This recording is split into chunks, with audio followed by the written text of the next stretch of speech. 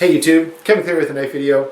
I've got a blade today that is a pretty neat one and one that has generated a fair bit of discussion. Okay, so I'll try to speak to some of the pertinent points that have been raised in regards to this knife. I'm not going to try to rebut or affirm everything that every other YouTuber has said.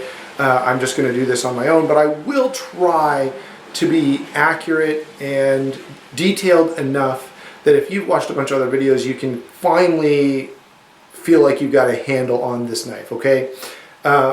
First off, I'll say this. I do like the knife. There's a lot of things that are quite impressive about it. And there are some drawbacks, and those drawbacks are not insignificant, okay? There are some points where I'm like, yeah, this could have been done better, or it should have been done better. Now, I'll try to mention all of those things as we go through. So, should be pointed out that Benchmade does not do a lot of what they call monolithic locks. I don't know why you don't just call it a tie frame lock or a Chris Reeve integral lock, but you know, who knows, there's probably some kind of patent issue going on there. Anyway, Benchmade doesn't do a lot of these. When they do it, they're always tip down carry, which is a little annoying to me, but it's not the end of the world. In fact, in some ways, I do see the argument where, hey, I can pull this out, my hand flips around, and I'm ready to go.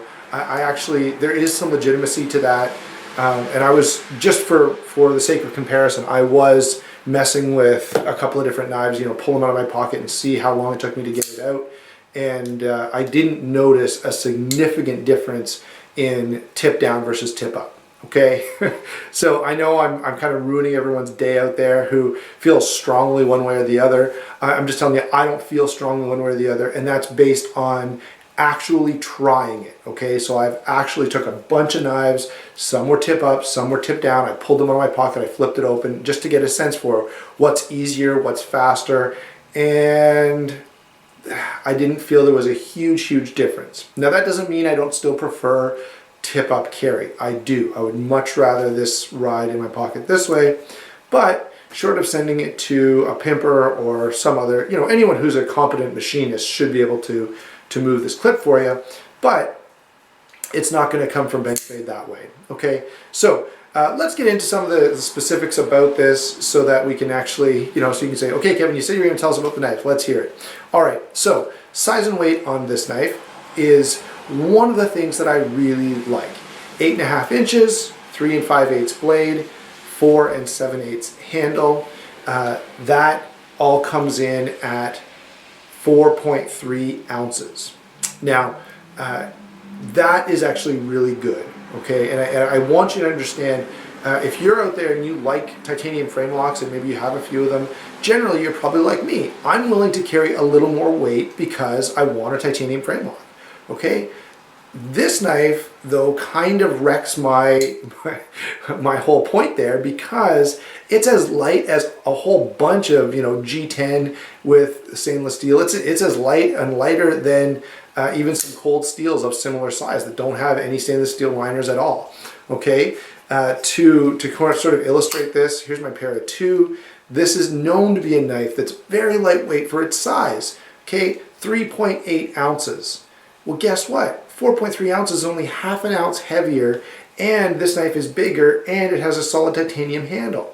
Okay, so size and weight is not just a win, but I think is actually very impressive on this knife. So, you know, I said there were some things to really like about it. One of the things that you gotta love is the size and weight on this. Now, just by way of size comparison, it is a little bigger than a para 2. So if you've got a para 2, and many people do, or if they don't, they're familiar with it, you kind of get a sense for the size of this knife. All right, now, the other cool thing about this when we talk about size and weight, so as I said, 4.3 ounces, 8.5 inches, 3 5/8, 4 7/8. This dimension is at least as important. There is a little bit of thunder outside, guys. If you hear some booming, I'm not stomping on the floor or anything. There's a kind of a mild thunderstorm a fair distance away. You just sort of get the low rumbling coming through every once in a while. Notice how thin this is. Okay, so all of those things that I've told you mean that this knife is exceptionally good as a carry knife. It's great size and weight, and when you get it out, you know, you take this out of the pocket, even, by the way the blade comes all the way into the handle. Benchmade's generally do that. But again, that makes it that much nicer to carry. So this knife carries really, really well. And then when you get it out of your pocket, you do have a nice full-size folding knife. And you guys know how I feel about that. I really like a larger knife. And so this one has all the size that I could ever want. Okay. By the way, this is, might as well go to blade anyway. I've told you about size and weight. Size and weight is a win. Let's talk about the blade next. I'll zoom in here for you so you can see a little better. come on. Okay, perfect. There we go. Try to keep it in focus. There we go. So this blade, 3 5/8 of an inch, 3.5 inch cutting edge. It is a very nice satin finish on this blade, and it's M390 steel, which means it's going to hold an edge really well. Nice top swedge here. Very, it's sort of a traditional drop point style blade. Nothing terribly profound happening, but one thing that is a little bit profound, especially because this is a Benchmade, is that the edge geometry is excellent. Okay, I have complained myself before. Lots of other people have pointed out that Benchmade doesn't always do the best job with their edge geometry. This is an A+.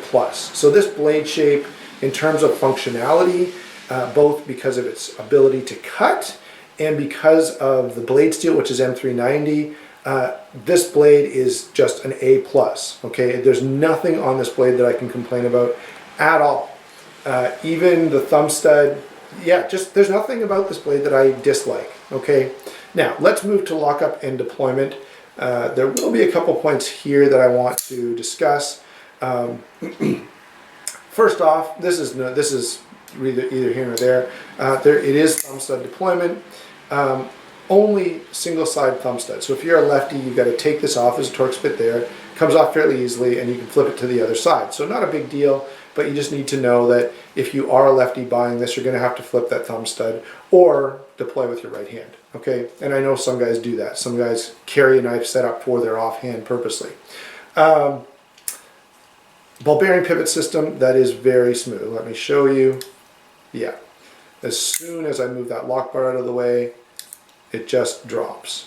Okay, so it's a very, very free dropping knife. I've commented before that, I don't think ball bearing pivot systems are the end all and be all. In fact, I think in some ways I prefer just a plain phosphor bronze washer because of the fact that gunk and junk and stuff can get in here and interrupt the functioning of those ball bearings. Not the end of the world. A little WD-40 would clean it right out for you.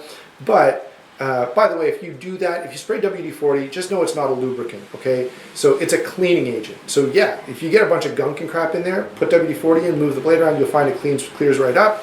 But then you do need to re-oil, okay? Or I guess in this case, you wouldn't have to re-oil at all because this is a dry ball bearing system. Anyway, just to be aware that WD-40 is not a lubricant. So the action on this is very, very smooth. Really nice. One of the things that I always think is cool is, it's really nice when a blade deploys quickly, okay? But when you don't have to push it that hard and it still sort of glides out, that's also really cool for me.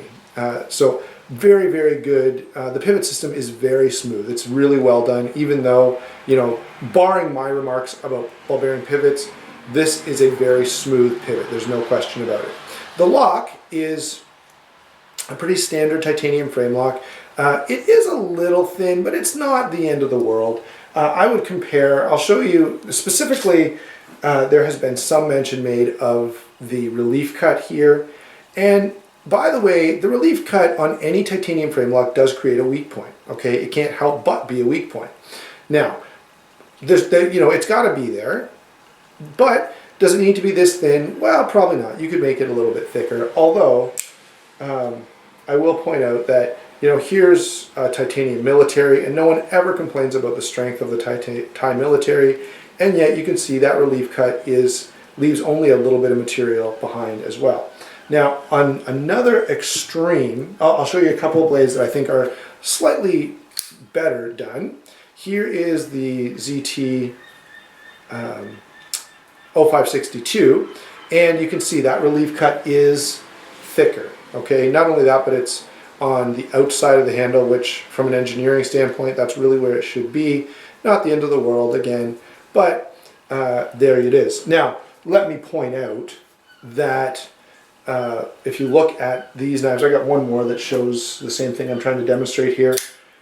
So look at all these knives. I don't have enough room in the frame.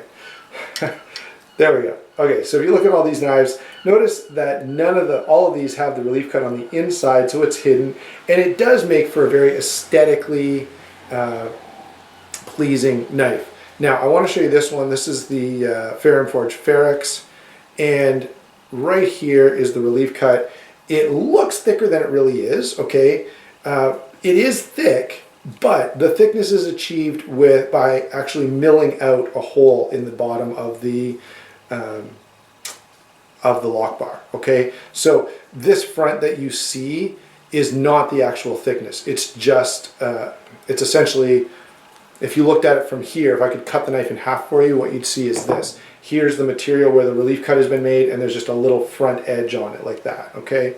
Now, that front edge adds a huge amount of strength, which is a real win, and actually I wish more titanium frame locks did this, added essentially a stabilizing piece like the shape of an I-beam, okay? So make your relief cut and then leave some material, add an extra, I know it's an extra machining process, but add a piece in here to increase the strength. I think that would be a really cool way of achieving a stronger titanium frame lock. Now, let's get back to the knife we're really talking about, and maybe I'll bring in some of those others later on when we talk about some competitive stuff that's out there, okay? So the frame lock is not all that thin. It's certainly functional, and at no time am I worried about the knife closing on me or the lock somehow crumpling under my hand pressure, okay? I don't think that's a realistic problem. Now, I will show you something that I do think is a problem. This is going to be hard to see. Let me make sure I'm in focus. Okay, this is going to be a little tough to see, but follow the frame up and look where it interfaces with the blade tang, okay? And notice the little ledge that's on here. So instead of just a flat lock face, okay, so normally if this fist represents the blade tang, this fist represents the top of the lock bar, you get this kind of thing happening, okay?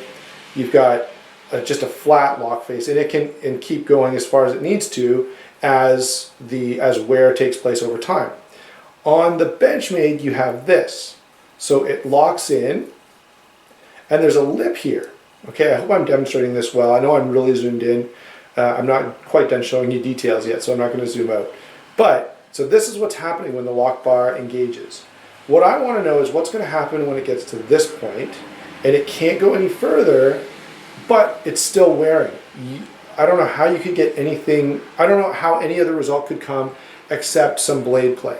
Now, I will say Benchmade's built in a solution in the stop pin here. The stop pin is actually adjustable. So depending on where you rotate this stop pin, it's going to change the lockup. So you can actually adjust the lockup on this knife, this is a really cool feature. I like the ability to adjust the lockup. Essentially, they've achieved it this way instead of what most tie frame locks are doing now, which is just putting the lock bar insert here, which if it did wear all the way over, you could just replace the insert and you'd be back to square one again, right? Now, is that a better way to do it? Is this superior? I don't think so. I think, in fact, I would like to have seen a lock bar insert on this, but that's okay. I will say, essentially, they've done the same thing by putting this adjustable stop pin as what you would normally achieve with a lock bar insert, just made it so that if there ever does come a time when the lockup is not as good as it should be because of wear, you can adjust on this side to change how far the blade opens then, and therefore you can make it an earlier lockup if you need to. So that's kind of a neat feature. Ask me in 10 years what I think of it. I really can't tell you right now. We'll see if other people start using it and people start really loving it. Maybe we'll see more of that. I think that's everything pertaining to lockup and deployment. I've talked about the little ledge here. Oh, by the way, I should point out, here's another win. So there, you saw some of the problems I find on this. No lock bar insert. I'm not a big fan of this little ledge over here, and I'm not sure how I feel about the adjustable stop pin on this side, okay? Now, all of those things are potential negatives, although not, again, nothing there that makes me say this knife is no good or we should throw it in the garbage or something like that. On the other hand, a positive is the way that they have done the finger kind of cutout here. There's a little bit of jimping, and it makes this knife very, very easy to actuate. This is a knife that if you're one of those guys who flips your knife over and over again, you'll like this knife because it's very easy on your fingers. You're not going to be experiencing a great deal of discomfort after, you know, sitting and watching a TV show for an hour and flipping your knife the whole time, which, admit it, we've all done from time to time. Okay, so that's lockup and deployment. What about this handle? And that's why we stayed zoomed in. The handle is very, very nice. Okay, it's comfortable. It's certainly large enough. One of the things that will put me off on a knife is if I don't feel like I've got enough room for my fingers. I really hate that. So here I've got plenty of room for a full grip, which I really like. No choil or anything, but I don't think there's a need for it. You can choke up right to here, and you know, the knife is quite light, so that does give you a lot of control and maneuverability. And you could also choke down and have a little extra reach if you really needed it. Now, there's nothing by way of jimping or texturing on this handle, which means it's a little slick and could be an issue, you know, but I don't think a lot of people are buying this as a defensive blade, okay? I don't think that's its calling either. It's a little light for a defensive blade. The other thing I would say that's cool, nice big lanyard hole back here. I'm not a lanyard guy, so it doesn't matter to me. And the decorative standoffs are really well done, okay? There's sort of this gear pattern that matches with the thumb stud. Let that focus, you can see. So the thumb stud, where it has those little indentations, the same indentations can be found here on the standoffs, which are really, really well done. Of course, this titanium is not milled out at all or anything like that, and it doesn't need to be. This is an exceptionally lightweight blade. As I've said before, that's a real win. Of course, the other cool thing about this is, although it's in kind of the wrong spot, the pocket clip is very nice. Okay, let me give you a good close look at that. It is milled titanium, which is really, really cool. One of the things that I've noticed, every milled titanium clip I've ever used or touched or had, bent titanium is different, but milled titanium, after a few times in and out of pocket, it does, a space ends up between the frame and the clip. So if you tap on it, hear that? That's just closing that little bit of space. Not a big deal. Retains in pocket really, really well, but that just seems to happen. I've never had a milled titanium clip where that didn't happen. All right, maybe some of you have, you know, if you have a bunch of customs or something and you could speak to that, that would be helpful. So let's zoom out here and make some concluding remarks. I think I've covered everything that I really wanted to talk about on this knife. Let me kind of look over it one quick time. Yeah, the chamfering on the handle is of course very attractive, and I think this is a knife that lends itself well to modifying, okay? Others have pointed that out in their own videos. Now, let me speak to a couple of things. One, usability, and two, what about price point? Okay, the price on this is set by Benchmade at $331. And Benchmade has this new pricing policy where you must use the pricing that they are giving, which is a bit frustrating, okay? I don't think that's a good business model, especially with the direction the industry is going.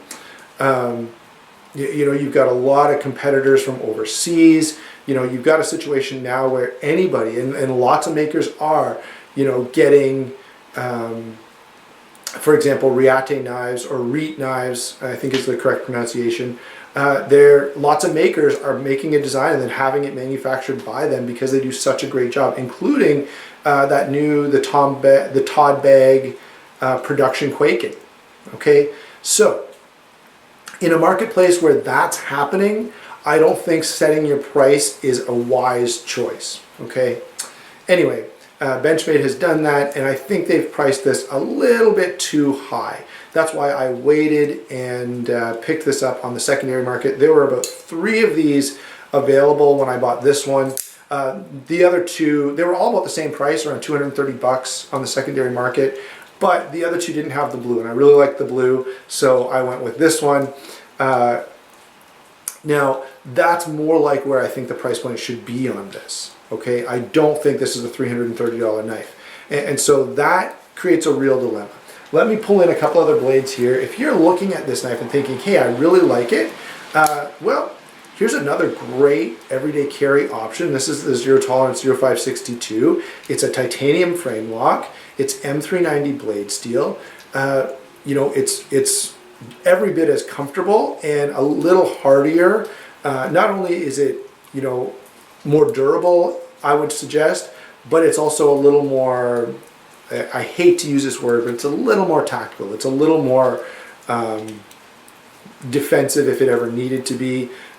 You know, if it came down to a really bad situation, I'd rather have this in my pocket than this.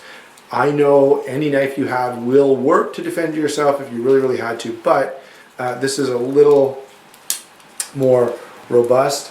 Another great option if you're looking at this is of course the titanium military. This is a classic knife, super popular, very, very large, looks awesome. You know, this is a really, really classy knife. It takes the military from sort of a user EDC style blade and makes it into a very high-end, you know, classy carry knife, all right? Puts it in that, as Nut and Fancy says, HEC, high-end carry category. And so, you know, I think this is a very competitive option. Obviously the blade steel is not as good, but wow, everything else is exceptional on this knife. Certainly for comfort, ergonomics in hand, I think it's superior, as well as, again, for sort of harder use tasks. Now, here's the other problem that you get into. When you price yourself at $331, you are dangerously close to the mid-tech market. Now, I know I'm not going to debate the meaning of mid-tech. I'm not going to talk about custom versus whatever else. But there are a lot of really awesome tie frame locks in that mid-tech range, between $300 and $500. This is, of course, one of my favorites, Sparian Forge Ferrex. And so I think there was kind of a business error in putting this price point where it is. So having given you those other competitive options, as I said, so 300 bucks puts you close to mid-techs. It certainly is well beyond what you're going to pay for a 0562. I think these can be had brand new for, I don't know, $240. I'm guessing a little bit. I think around that. And you can find them on the secondary market for considerably less. Now this one is in M390. These are now in CTS 204P, which is Crucible Metals' version of M390. And then again, if you really like, if what attracts you to this is the size, you know, you say, hey, I want that really big blade. This is really big, and I think you can get these for considerably less than these. Okay, so the price point is one real challenge here. Other than that, though, I think this is a great knife. I think it compares well to some of the other knives I've shown you. It has some of the same features. There are a couple glaring oversights. I feel like there should be a stainless steel lock bar insert on this.